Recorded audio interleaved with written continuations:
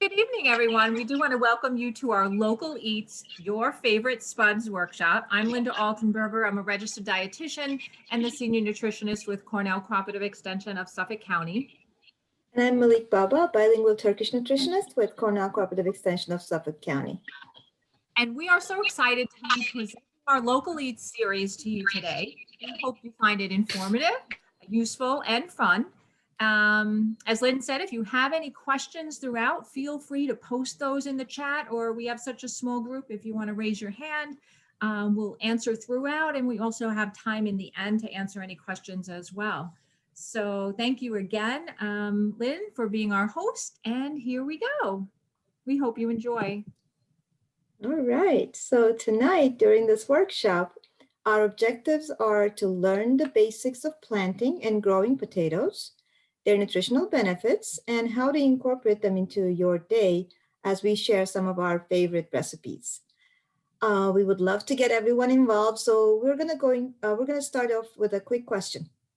Linda, let's see who we can stump tonight. Yes, let's.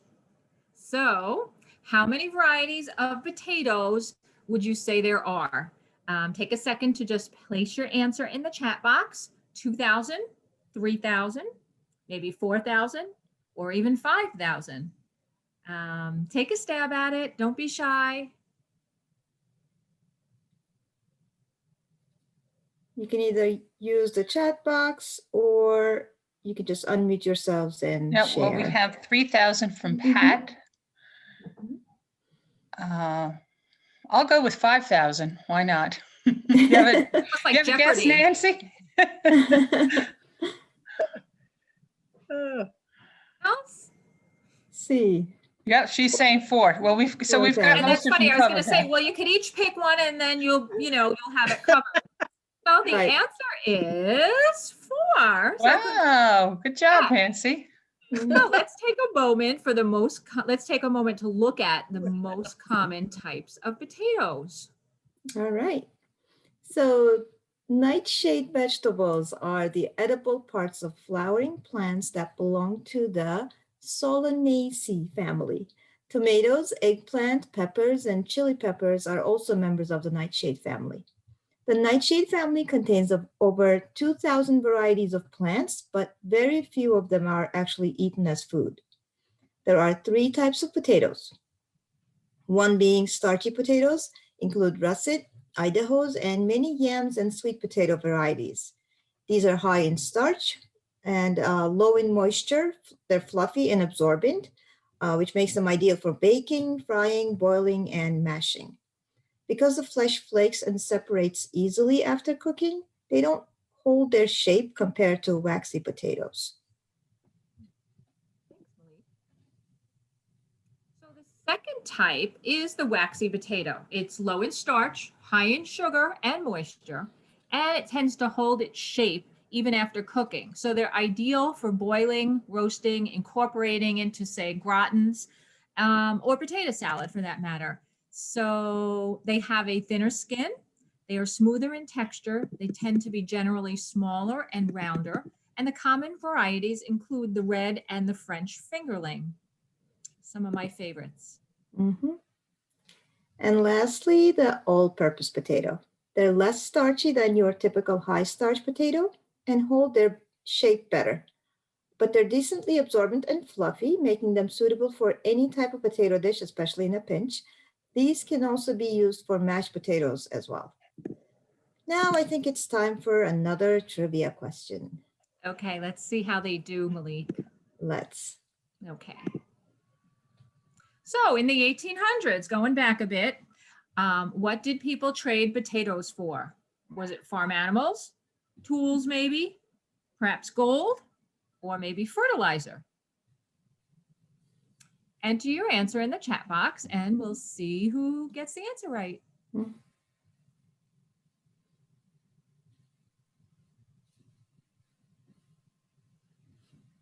Anyone? We have farm animals. Another farm animals. Yeah, I think farm animals. That would have been my guess too. Or tools. Right. Take a look. Right. Gold. I know. It's like, really? So anyway, answer is gold. Thanks for playing along. Okay, so did you know that potatoes are 80% water and grown in all 50 states? They're one of the cheapest staple foods consumed all over the world. Potatoes are pollinated by insects such as bumblebees, and there are 5 main parts of a potato plant: the roots, the leaf, stem, the flower, and the tuber, which is the potato. I think now is the time to watch a video about how to grow potatoes, right, Linda? Absolutely. Okay. So let's take a look. Hey guys, how's it going? Laura with Garden Answer. Today I want to walk you through the process of planting potatoes. It's really easy, and it's actually one of my favorite vegetables to plant because everything happens underground, so you really don't know what you're going to get until you go into harvest. And now is a perfect time to get them in the ground. They like to be planted in the cool spring temperatures. So the first step is finding a spot that receives a lot of sunlight. So at least 6 to 8 hours, preferably all day sun if you can swing that. This is the raised bed where I'm planting mine, and it does get all day sun. The second step is to make sure your soil is the right consistency. Potatoes like light and fluffy soil because they form their tubers or potatoes underground. They need room in order to grow and expand and to form nice, big, large potatoes. So you want to take your digging fork or your shovel and just work your soil up really nicely. If you have really heavy clay soil, I would recommend, especially if you're planting potatoes, to garden in raised beds. That way you can control what kind of soil you have in there and you won't deal with that heaviness. The third step is to add a starter fertilizer to your soil. Potatoes do like fertile soil, so while you're in there working up the soil, it's a great time to add some in. I'm using the Espoma Organic Biotone, sprinkling it over the top and working it in with my hands. Potatoes do like a pH between about 5 and 6, but they're fairly adaptable and should produce a pretty good crop for you. However, if you have really high alkaline soil, it's a good idea to add in some sulfur into your soil to bring that pH down a little bit, and the potatoes will do that much better. Step number 5 is to prep the potatoes. So if you look at the potatoes, you can see these little sprouts coming out. Those are called eyes. So if you have smaller potatoes, like say this size right here, you can just go ahead and plant them whole. There's just one eye on this potato. But if you've got larger potatoes with several eyes, you can cut the potatoes in pieces like I've done here. And then you want to let them dry for maybe a day or two before you plant them. That way that cut part can heal over and it helps prevent rot. So we just want to make sure there's at least 1 or 2 good eyes on each piece. Step number 6 is to plant. So here's how I do it. I dig trenches about 4 to 6 inches deep, and then I place the potatoes eyes facing up about every 8 to 12 inches. I plant them closer together in raised bed situations and a little bit further apart when they're in rows. Just keep in mind that more space equals more room for your potatoes to grow a little bit larger. So then I'm going to go ahead and fill the trench in, and in the end it should resemble pretty much the way it looked when we started planting. This raised bed is 3 feet wide by 6 feet long, and I was able to do 3 trenches and fit 21 potatoes in here total. So that should give me a pretty nice harvest here in just like maybe about 3 or so months. I planted the variety called Yukon Gold, which I'm sure you're familiar with, and they take about 100 days to mature. So once the plants are about 8 to 10 inches tall, I'll go in and kind of draw some of the soil from the sides around the plant and hill it up around, or mound the soil up around the base of the plant. And that helps keep the plant a little bit cooler. Some longer season varieties of potatoes or indeterminate type potatoes might even produce a few more tubers if hilled up, making them a little bit better choice over the shorter season potatoes or determinate varieties for vertical gardening. Although I've had pretty mixed results with vertical potato gardening, I found I get the best results just planting them traditionally in the ground. The 7th step is to water, and potatoes do like to be consistently watered, especially during their flowering stage, because that's when they're producing their tubers.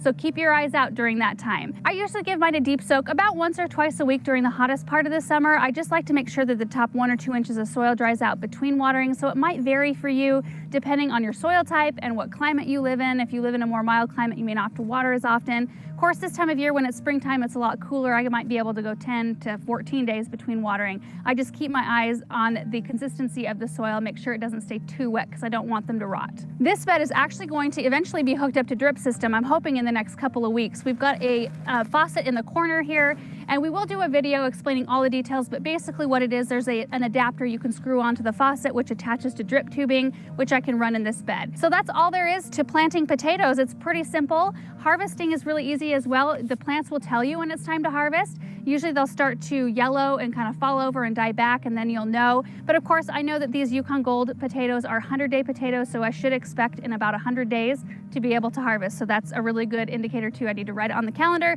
so I could be watching for it. So that's it, you guys. Thanks so much for watching this video, and we will see you in the next one. Bye. So I wonder how many of you, has anyone planted potatoes before? Did you have any luck or success? I have to say that video is very comprehensive. I know it went kind of fast, but the information is so relevant. So I was just curious if anyone's tried growing potatoes before. Okay, Perry says, never tried. When I was a kid, my grandpa had me planting them. I remember Ooh. that. So fun. I That's have to say, I nice. did try last summer and I did have success with it. And the gal in the video, absolutely right. Once the plant itself kind of dies back, then it's kind of neat to dig on in and see what you got, you know, how big they got and so on. So it's kind of fun. Mhm. I will Okay. say I've seen that the lady who did that YouTube, she has a channel which is fantastic of all kinds of gardening Ooh. videos. Oh, cool. Well, we'll have to watch for some more because that's what we do. We Mhm. kind of look for some videos that are really, you know, on target with teaching or showing you how to plant, you know, the particular vegetable we're talking about or what have you. So, so fun facts.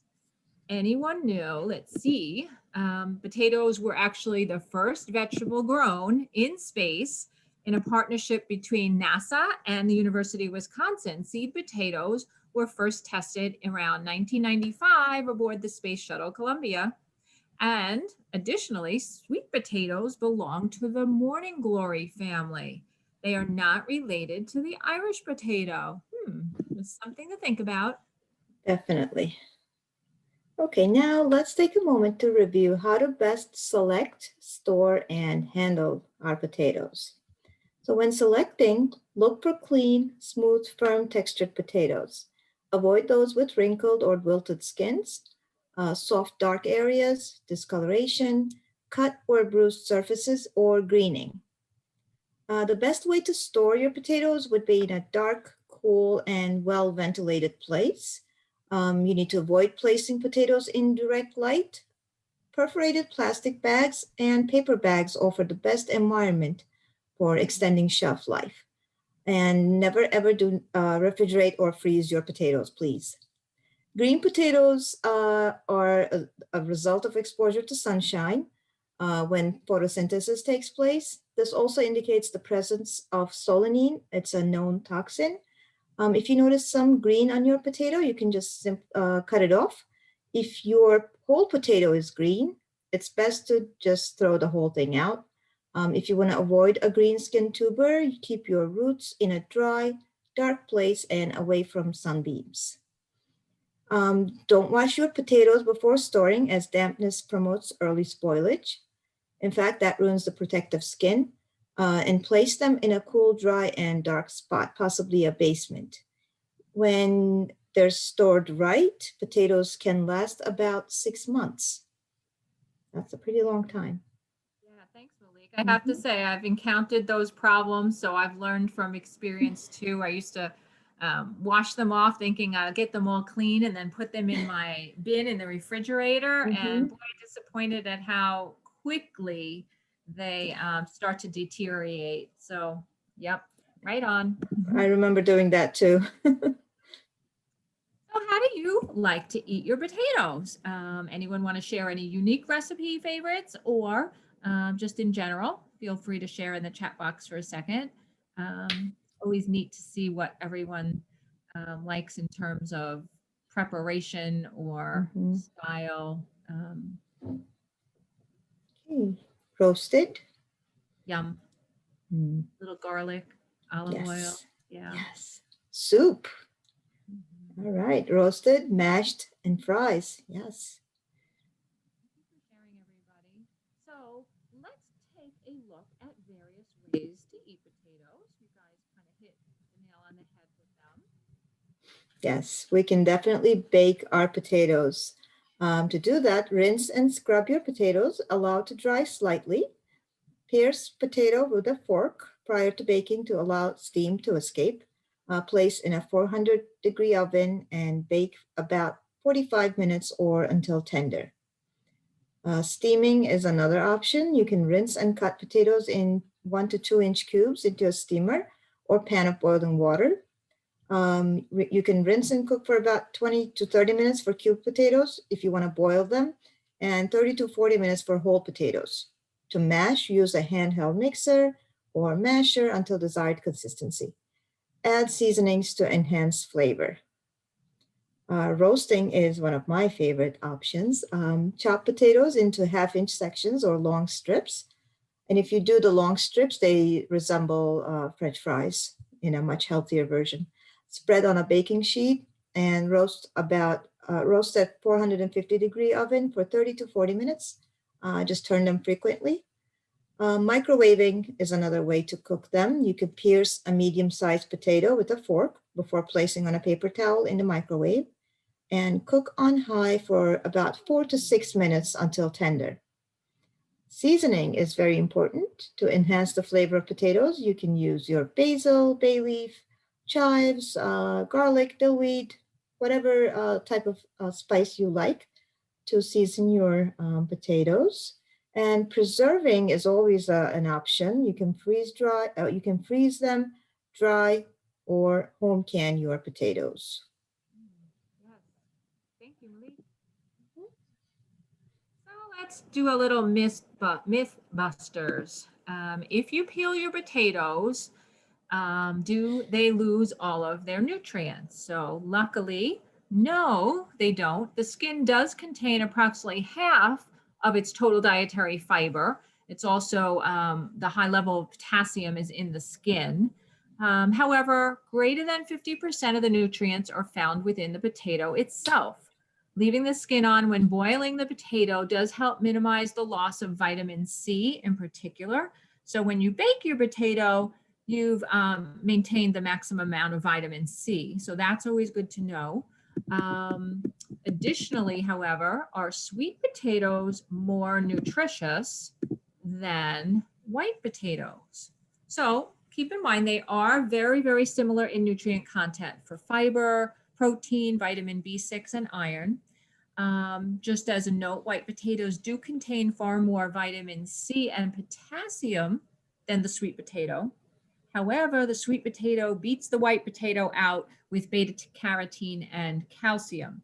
So again, just more reason to always have a variety in your diet, in your, week to week or everyday eating. Maybe one time you do sweet potatoes, another day you do the other white potato. It's always good to get variety colors in all vegetables that you pick to get the most nutritional content possible. Good information. Thank you, Linda. Mm-hmm. All right, let's talk about the nutritional benefits. Potatoes are low in calories, at least until we add butter or sour cream. They are fat and cholesterol free and a good source of protein. They contain potassium, which can help lower blood pressure and preserve bone density. Potatoes provide an excellent source of vitamin C, which helps with proper wound healing and maintaining healthy gums. B-complex vitamins helps our body convert food into energy and create new blood cells. Fiber helps prevent constipation and keep blood sugar within normal range. All varieties of potatoes are nutritious, just like Linda said before. And while both the type and amounts of nutrients may vary slightly depending on the variety, the differences are minimal. The red one apparently contain about 50 milligrams more potassium than the other varieties. The red and russet type contain a good amount of vitamin A and antioxidant flavonoids. Thank you, Malik. So just a summary of the nutritional facts. Again, potato surely earns high marks as a health promoting food. So potatoes are low in sodium, fat and cholesterol free, contain 5 grams of fiber, both soluble and insoluble with the skin on. They're naturally gluten-free, low in sodium, and per serving, they have about 20 milligrams of calcium and potassium about 865 milligrams per serving. So really powerhouse in that respect. Okay, let's see the MyPlate recommendations. USDA MyPlate recommends an individual consume 2.5 cups of vegetables per day. The recommendation is to make at least half of your plate vegetables and fruit.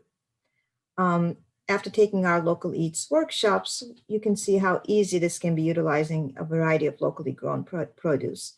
Potatoes are starchy vegetables, so we should be aware to not consume them as our only vegetable source. Instead, vary your veggies throughout the day. And now for our favorite part of our series, here are some tasty recipes. So this one's one of my favorites. I have to say it is so simple to prepare. You can see that there are only a handful of ingredients. And usually most all of us tend to have those items on hand. So personally, I also like to, or I've tried it with adding spinach as well, or any other favorite veggie of yours, whether it's chopped peppers or what have you. But let's take a look at how it's prepared. Really fun and tasty.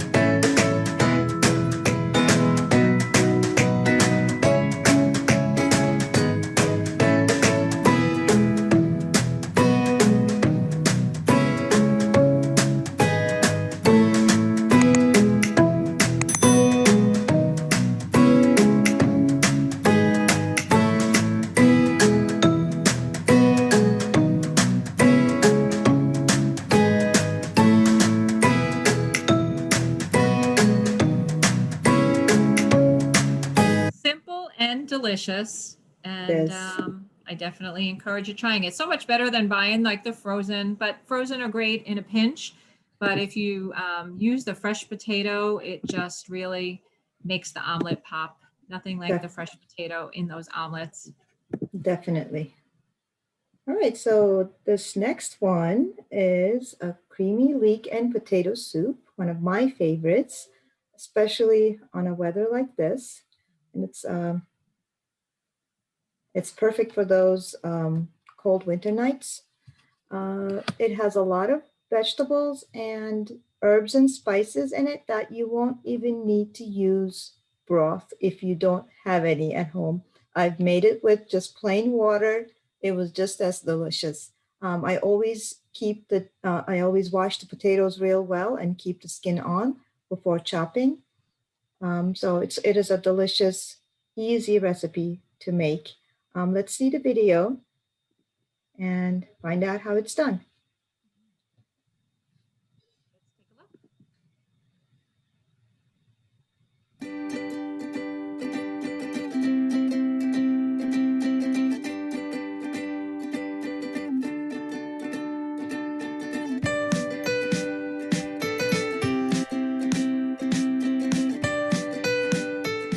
Hey guys, welcome back to Health Net Nutrition. I hope you guys are having an awesome day. For 2016, I'm gonna kick it off with a leek and potato soup. This has been one of my favorite soup recipes lately. I made it over the holidays and I'm making it for you guys in today's video because I know you need to try this one out. This is gonna satisfy like the pickiest of eaters because it's flavorful but doesn't have like too strong of a flavor that people are gonna like shy away from it. I definitely think it goes well with like basically anything. If you're gonna serve it for dinner, it will pretty much complement anything. And if you're gonna have it for lunch, you can have it with like an open face like tomato and avocado sandwich or a salad, whatever you want. It goes well with everything, and that's why I love this recipe so much. So hope you guys enjoy it. Let's get right into the recipe. You will need some potatoes, chives, some thyme, olive oil, black pepper and sea salt, garlic, a bay leaf, shallots, some broth, and of course, some leeks. So first you're going to prepare the leeks, and to do this, all you have to do is chop off the tops, and you just want to take out that dark green part because it's going to be a little bit harder, and then you just want to slice it down the middle, but not all the way through to the root, so that way you can clean out the layers in it because it has a lot of layers, so sometimes like dirt gets stuck in it. So you just want to rinse it off, and by not cutting all the way through the root, it's going to just hold it together and make it easier to wash and chop up. So I'm going to thinly slice all of my leeks, and then I'm just going to put it into a bowl and set it aside.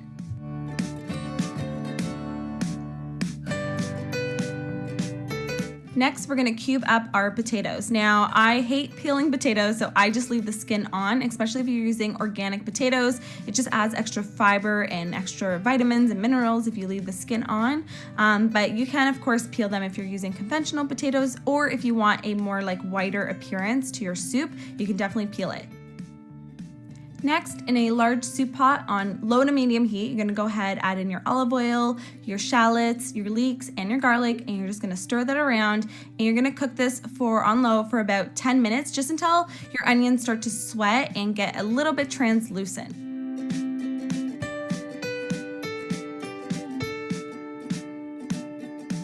At this point, you can go ahead and rinse off your potatoes that have been soaking in the water, just to rinse off any of the starchy water.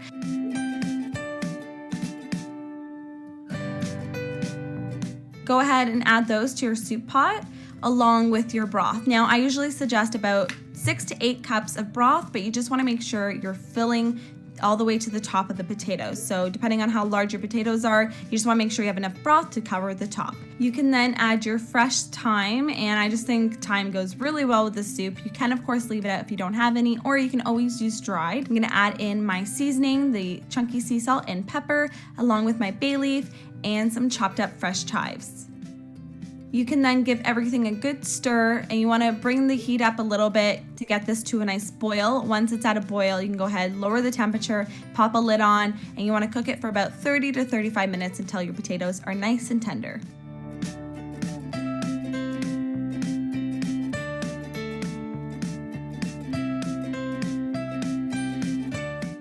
Once your soup is all cooked, go ahead and let it cool for about 10 to 15 minutes, and then go ahead and transfer it into a blender or food processor, whatever you're using to blend up your soup. I'm using my Vitamix here. I find using a high-speed blender really gives it that restaurant-style creamy texture. And this is the first time I've used my Vitamix to make soup, and I was really happy with the results, but you can also, like I said, use a food processor or just an immersion blender. Once it's all smooth and ready to go, you can go ahead and serve it in your whatever fancy dish you have.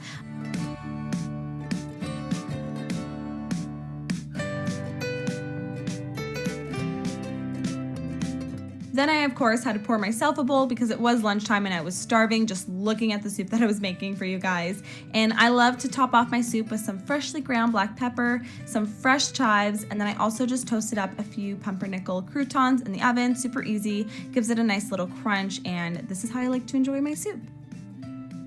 As always, you can find the full recipe at healthnetnutrition.ca. You can go over there and bookmark it, save it, or email it to a friend. So creamy and delicious. Yes, it is. And I just want to let you know that I don't always throw out the dark green part of the leek because I like it. When I blend it, it just leaves some extra dark green specks in the soup, which I don't mind. So I would recommend that you don't throw out the greens. That's good to know. Like They're just as delicious. Yes. And nutritious. And leeks are not that cheap, actually. So if you want to, use up everything that you paid for, that's a good way. All right. So our next recipe is another delicious potato recipe, easy herb potato salad. This salad has no mayonnaise in it. Instead, we use olive oil vinaigrette and a lot of fresh herbs. Okay, let's take a look at the video. We're Adam and Joanne from InspiredTaste.net, and welcome to our kitchen. We are making our easy mayonnaise-free herb potato salad. Thanks to an ultra-flavorful vinaigrette, this herby potato salad is naturally gluten-free, egg-free, and vegan. We love using small baby or new potatoes for the salad. Red bliss potatoes or fingerlings are also excellent options. Since they are small, we cook them whole in salted water. While the potatoes cook, we can make the dressing and chop the herbs. For the dressing, we need lemon zest and juice. I love my microplane for zesting the lemon. In addition to lemon juice, we add red wine vinegar. The combination of lemon and vinegar makes the dressing really tasty. We also add tangy Dijon mustard, which helps to make the dressing creamy and emulsified. Then we finish with olive oil, salt, and pepper. Just whisk everything together until creamy. For the herbs, I'm using scallions, parsley, dill, and mint. I honestly don't think you can add too many herbs to this salad. Just chop them small. As always, the full recipe with lots of tips is on Inspired Taste. I love the combo of parsley, dill, and mint, but this is your salad, so add your favorite herbs. Basil, cilantro, chives, or tarragon would be wonderful.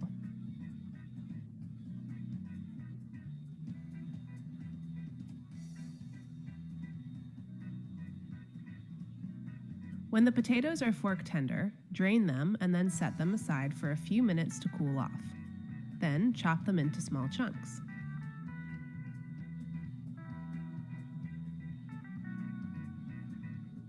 Now it's time to put everything together. Pour almost all of the dressing over the potatoes. Since they are still a bit warm, they will absorb the dressing as they cool. Next, add the herbs and scallions and carefully stir until the herbs are mixed in. If you think the salad needs it, add a splash more dressing, and then stir once more. And that's it. Extra herby, mayo-free potato salad that's utterly delicious. Enjoy! Thanks for watching. Really delicious. It is. So this one's my favorite. I shared it with Malik because it is a great main dish. And I have to say, I am personally a fan of shepherd's pie. So when I saw the shepherd's pie potato skin right up my alley, It's so attractive. It has such eye appeal. The finished dish, as you'll see, just makes it fun to eat or fun to serve, whether it's a family or a get together, or kids would probably enjoy putting it together as well. So let's take a look at this quick video.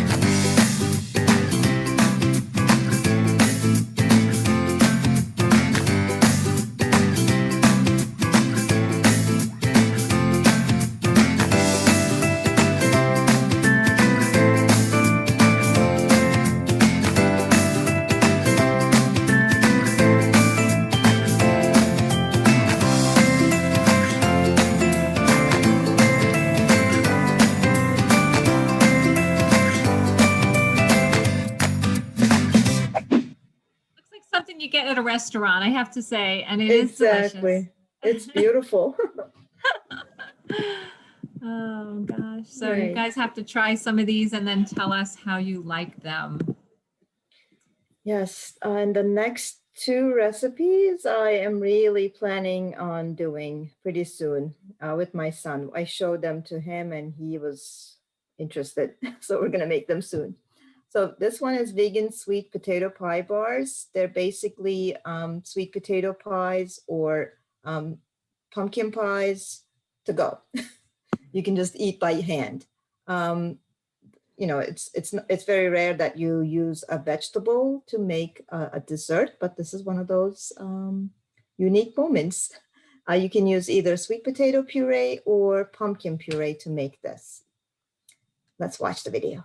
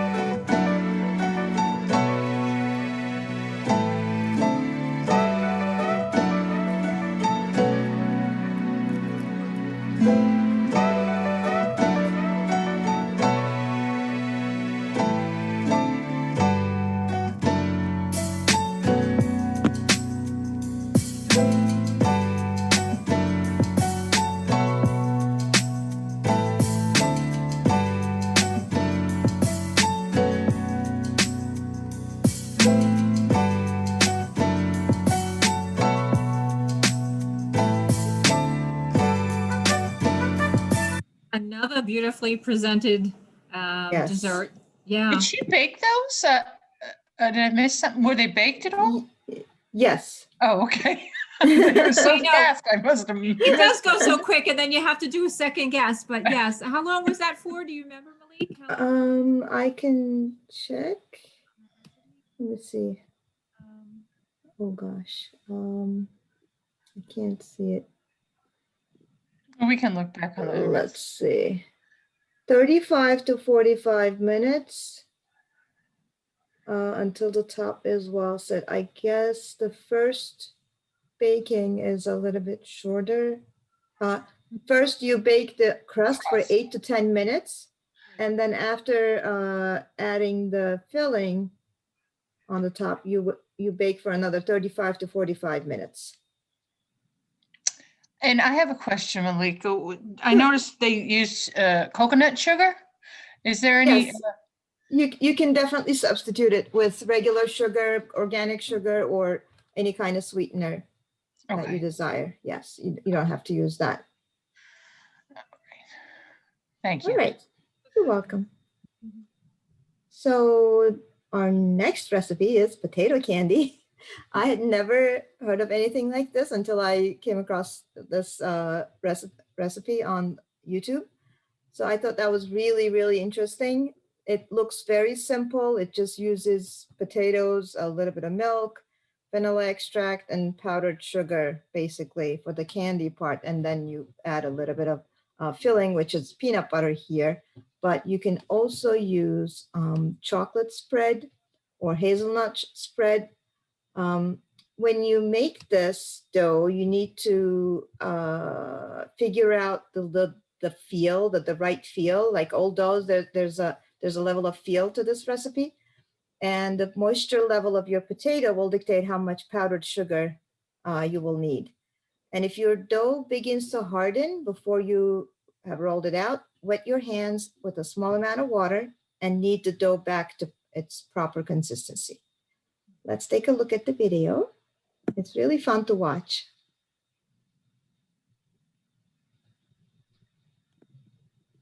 And it just looks beautiful. Sarah from Average Betty here, and I'm making candy. And not just any candy. Prepare to have your mind blown. I'm making potato candy. Sure, making candy from potatoes might sound crazy, but this melt-in-your-mouth confection is actually generations old. Like before the common internet era. Let's make potato candy. I'm going to start by peeling an Idaho russet. The russet is best for this because of its high starch content. Cut the potato in half and into a pot of water until it comes to a boil. Cover and allow to simmer until tender.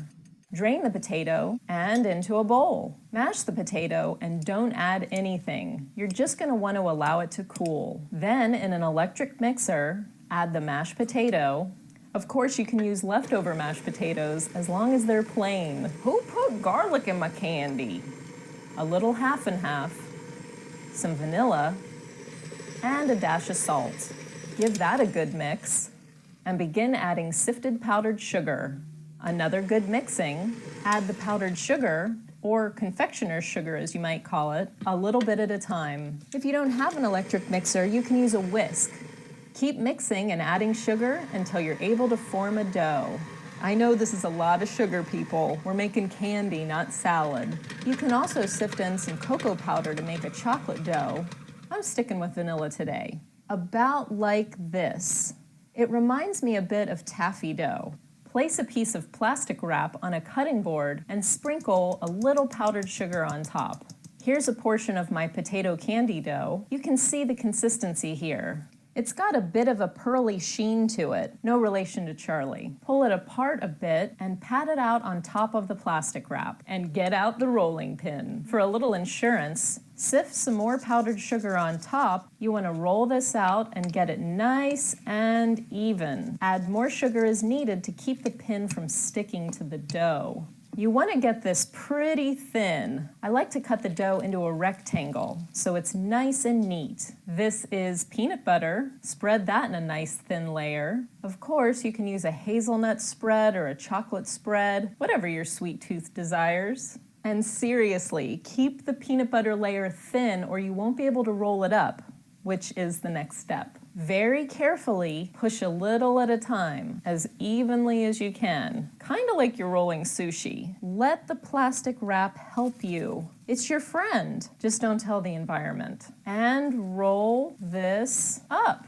You can roll it onto a new piece of plastic wrap and seal it up. Speaking of sushi, I also like to use a sushi mat to give it another good squeeze and get it nice and tight. Now you want to let the rolls set up in the freezer for about an hour. Unwrap the roll and you'll be able to cut it. See the peanut butter spiral? Fancy. Just don't stare at the peanut butter spiral too long or hypnosis will kick in and you'll act like a chicken for the rest of the day. Okay, just kidding, that's not gonna happen. The best thing about candy is the presentation. Sprinkles! I mean, how cute do they look in a little candy box? This is borderline kitten cute, if you ask me. Get the potato candy recipe at averagebetty.com. I hope you try making this old-fashioned potato candy soon. The possibilities are endless, and the rewards are super sweet. Find me on Facebook and Twitter. And So interesting, right? I thought so. Has anyone ever heard of potato candy before?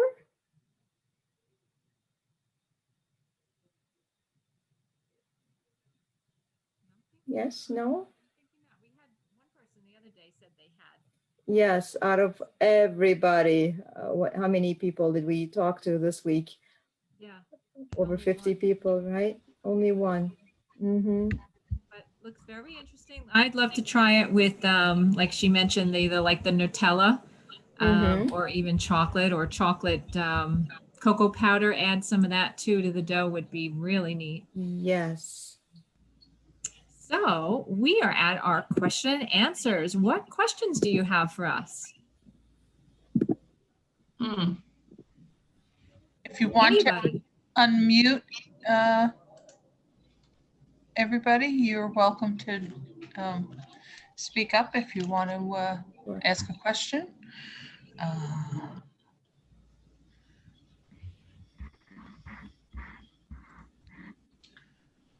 Are all potato types equal nutritious value? Oh, it's a great question. For the most part, they are all very similar. You know, minor differences when you have like the sweet potato, right? I think it was saying that the white potato had higher vitamin C, but the sweet potato had higher beta carotene. So, but again, kind of the difference is somewhat minimal. So I'd say variety is always the best option. And if you have a favorite, then go with that. You know, the best is the one you're going to eat. Okay. Good question. I was just going to comment on some of the recipes, just like anything else. You know, if you have any either health issues or health concerns, of course, you can always modify things like the sodium, the salt, add a little less or add some other seasoning, or for that matter, I know when they showed the omelet, I kind of cringed because I probably would have just used a little less butter in the pan. But again, you know, these are great recipes. They're tasty recipes. So they're not, you know, we're focusing in on local eats and some really unique recipes that way. So again, feel free. You can always modify things. If it calls for whole milk, you can switch it up and do a lower fat milk or use an almond milk or your favorite milk for that matter. Just an additional comment while we're waiting for any other questions. I just made a gravy today with mushrooms and spinach, and it called for a higher fat milk, which I didn't have. I used by 1% milk. So I used a little bit of sour cream to thicken it up. Huh. I also have almond milk I could have used. Would have added a little more sweetness to it, but yeah, you have to improvise once in a while, I guess. Especially now, right? That's right. Yeah, and you can always use plain yogurt in place of sour cream. Yes, if you want to thicken I up. love that. Yeah, Greek yogurt. Yeah. And if you choose the low fat or fat free varieties, you get less of the calories. Right. And less saturated fat. So yep. Okay. Whatever you add to, I mean, all the nutritional benefits that we talked about were about plain potatoes tonight. So whatever you're adding to it is going to add more calories or nutrition or fat or salt. That's, you know, that's just something that we need to be aware of. Thank you. To do one with us next month, right? Is that correct? Yeah, I was trying to remember which one we did. So we have colorful Yes. happening next time around. Malik, you probably know the date off the top of your head. I am checking my calendar.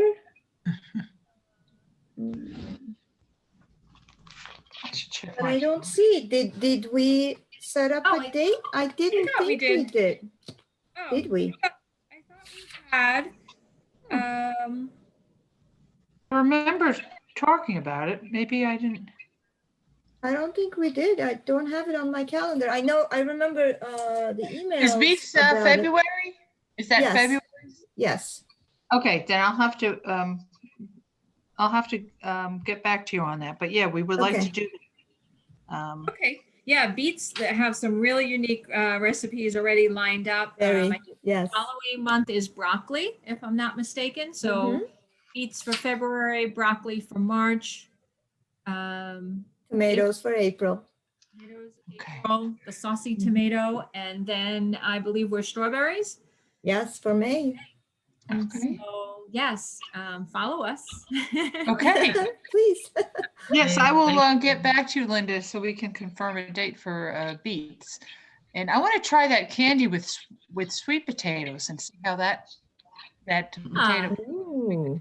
Interesting. Yeah. Yeah, so please share with us if you do that. Now I wonder, Yes. I know how she said the one they use because Russets, I think. Yeah. Yes, russet, Idaho russet, she said. Yeah. Mm-hmm. Maybe it would. that would be really colorful, Might need a right? lot more sugar or something. I'm not sure. Yeah. We'll see. Well, take some pictures and share with us. Okay. Well, thank you everyone for joining us. I hope you enjoyed this, and Thank yeah, we'll you. be happy to have you guys back. This was a fun evening. Thank you. Bye, everyone. Yeah. Thank you Good for night. having us. Good night. Have a good night. Bye-bye. Bye-bye. Bye-bye.